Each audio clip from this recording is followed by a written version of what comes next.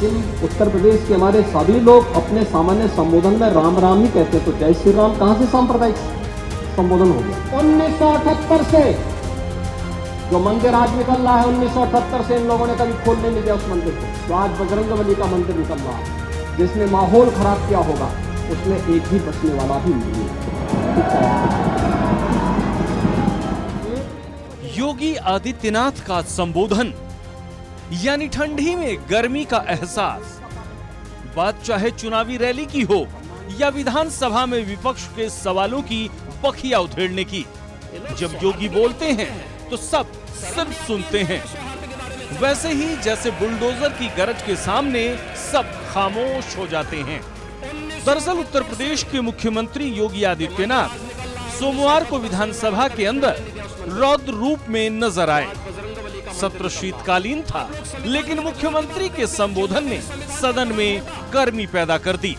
संभल हिंसा में शामिल दंगाइयों को चेतावनी देते हुए योगी आदित्यनाथ ने कहा कि याद रखना, जिसने पत्थरबाजी की होगी, जिसने माहौल खराब किया होगा, उसमें से एक भी बचने वाला नहीं है, एक भी नहीं बचेगा।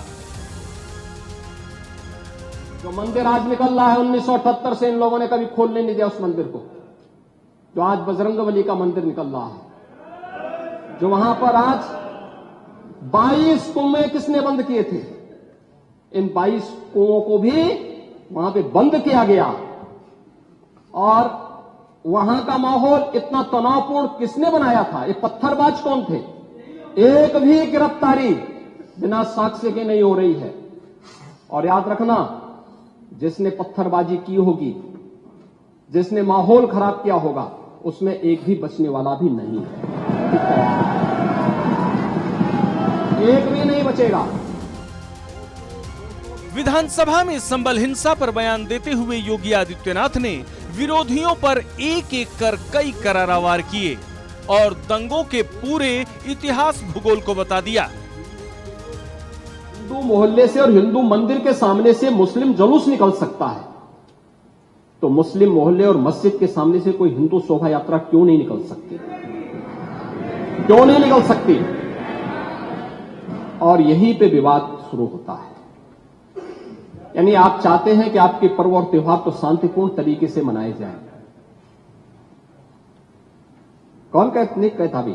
आपके संबल में थे शिया सुन्नी का भी विवाद हुआ था। 1976 में पूरा विवाद तो शिया सुन्नी का था। उस समय जामा मस्जिद के कब्जे को लेकर के इसी बात का विवाद था। आप इस सच को धूल मत डालिए उस सच पे। और लखनऊ का शिया सुन्नी विवाद ये भारतीय जनता पार्टी की सरकार के समय ही समाप्त हुआ है। आप लोग तो लड़ाते थे, यहां पे शिया और सुन्नी को भी लड़ाते थे, क्योंकि आपकी तो शुरू से ही राजनीति थी बांटने की और फिर कटवाने की। योगी आदित्यनाथ यहीं नहीं रुके, बहराइच हिंसा पर भी कहा कि बहराइच में रामगोपाल मिश्रा पर गोली घर के अंदर से चली। क्या भारत की धरती पर केसरिया झंडा नहीं लग सकता? क्यों नहीं लग सकता? मुख्यमंत्री ने विपक्ष से पूछ लिया कि शोभा यात्रा पर ही पथराव क्यों होता है? मुस्लिम मोहल्ले और मस्जिद के सामने से कोई शोभा यात्रा क्यों नहीं निकाल सकता? मुस्लिम बस्तियों में ही दंगे क्यों होते हैं? जय श्री राम का नारा चिढ़ाने वाला कैसे हो सकता है? जय श्री राम कहां से सांप्रदायिक नारा हो गया? हम अपने संबोधन में राम राम बोलते हैं। जय श्री राम किसी ने बोल दिया तो क्या गुनाह कर दिया? आप पश्चिम में जाएंगे, पता नहीं आप कैसे हैं, आपके पूर्वज भी हो सकता है।